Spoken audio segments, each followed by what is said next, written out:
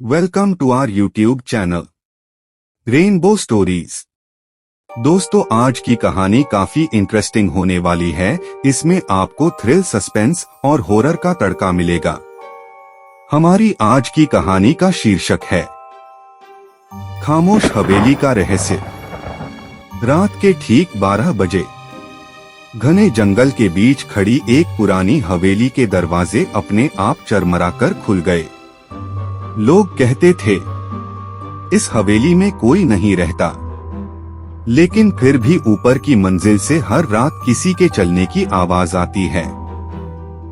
मैं आरव एक यूट्यूबर हूँ। हॉरर जगहों की तलाश में अक्सर निकल पड़ता हूँ, लेकिन आज की रात मेरे कैमरे ने जो कैद किया वो मेरी जिंदगी की सबसे डरावनी याद बन गई। मैंने हवेली का मुख्य हॉल पार किया। दीवारों पर लगी पुरानी पेंटिंग्स के चेहरे धूल से ढके थे, लेकिन ऐसा लगता था जैसे उनकी आंखें मुझे देख रही हों। जैसे ही मैं आगे बढ़ा, पीछे दरवाजा जोर से बंद हो गया।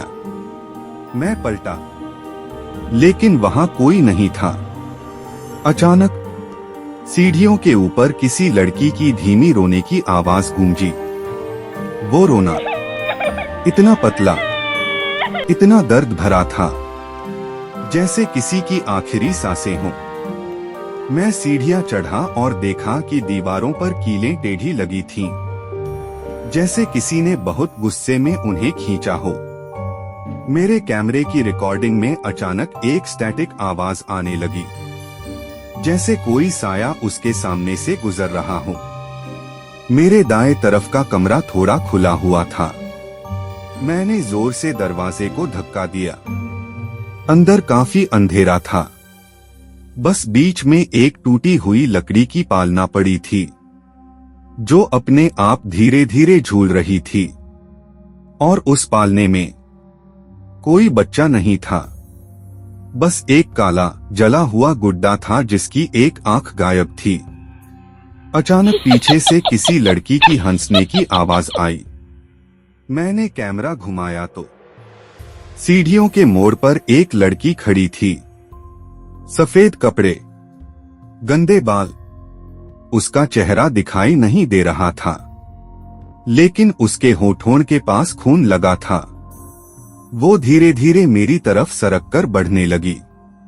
उसके कदमों की आवाज नहीं, बस एक ठंडी सरसराहट। मैं भागते हुए सबसे आखिरी कमरे में घुस गया।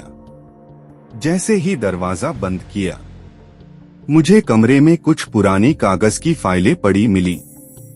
एक फाइल खोली और जो पढ़ा, उससे मेरे हाथ कांपने लगे।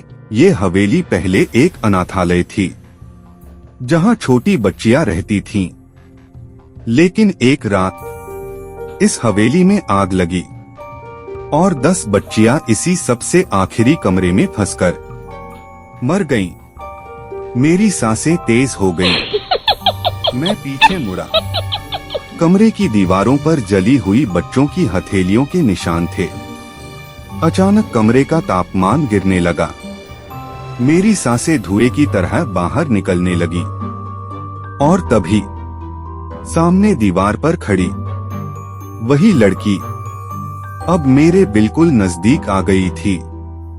उसकी आंखें खून से भरी, चेहरा जला हुआ, और आवाज थी, तुम्हें यहाँ नहीं आना चाहिए था। उसने अपना हाथ मेरे गले पर रख दिया। कमरा घूमने लगा।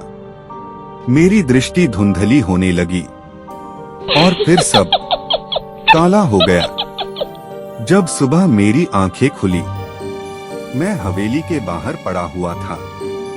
मेरा कैमरा मेरे पास ही था, लेकिन उसमें रात की सारी रिकॉर्डिंग गायब थी। सिर्फ एक नई वीडियो बची थी, जिसमें वही लड़की कैमरे की तरफ देखकर कह रही थी, मैं वापस आऊंगी। और उसके बाद स्क्रीन काली हो गई। मैं डरकर सहम गया और सोचने लगा, कहीं वो लड़की आज रात फिर वापस न आ जाए। अगर आपको हमारी कहानी पर बनाई यह वीडियो पसंद आए तो वीडियो को लाइक करें, कमेंट करें, शेयर करें और ऐसी और रोमांचक कहानियों के लिए हमारे चैनल को सब्सक्राइब जरूर करें। धन्यवाद।